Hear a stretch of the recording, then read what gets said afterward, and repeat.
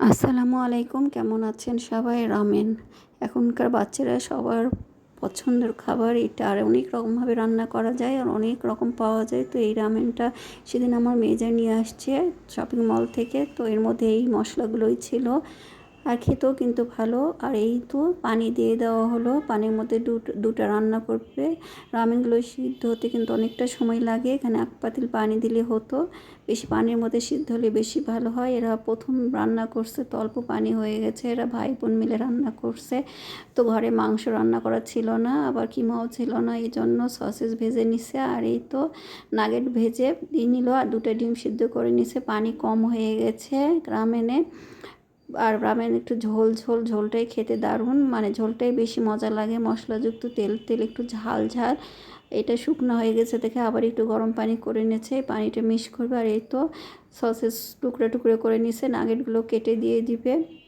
আর ভাজা হয়ে গেছে, এর মধ্যে এরা খাচ্ছে দিচ্ছে এই করতেছে সব ভাই বোন মিলে। আর ওই তো একটা কিছু বানালে রান্নাঘরটা একদম ধুম ধারাক্কা, মানে হই হই পড়ে যায়। তো ওই তো গরম পানিটা দিয়ে দিল রামেনের মধ্যে, পানিটা একটু কম হয়ে গেছিলো। তো একে একে মশলাগুলো এখন দিয়ে দিবে। 4টা প্যাকেট, 2টা শুকনো মানে একটা করে প্যাকেটের মধ্যে একটা শুকনো আর একটা লিকুইড তেল জাতীয় মশলা।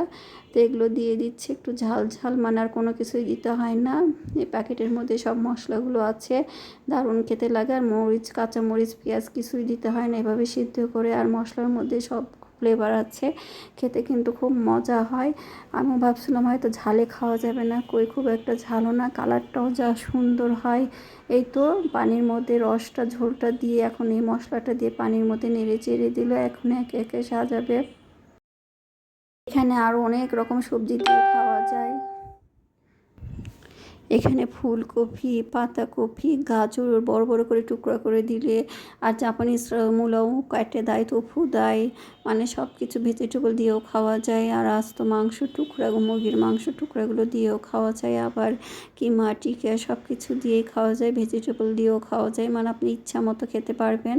তার একটু আমাদের বাঙালি, আমরা একটু মাংস ডিম না হলে ভালো লাগে না। বা চিংড়ি মাছও, আস্ত কাঁকড়া, চিংড়ি মাছ, মানে সব কিছু, এটা তো বিদেশি খাবার, ওরা যা খায় সব কিছু দিয়ে একবারে ওদের ডিনার কিংবা লাঞ্চের প্যাকেট করে ফেলে এই রামেন দিয়ে।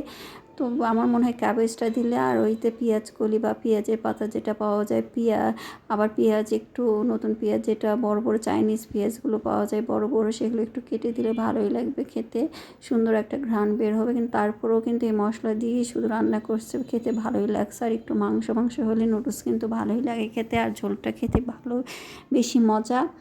তো এই তো হয়ে গেল রামেন। আর সুন্দর করে পরিবেশন করলে সব কিছুই ভালো লাগে। আর বিদেশি খাবার মানে সৌন্দর্য।